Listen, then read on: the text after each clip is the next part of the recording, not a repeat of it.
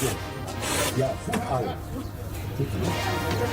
This is one of the really expensive, you know,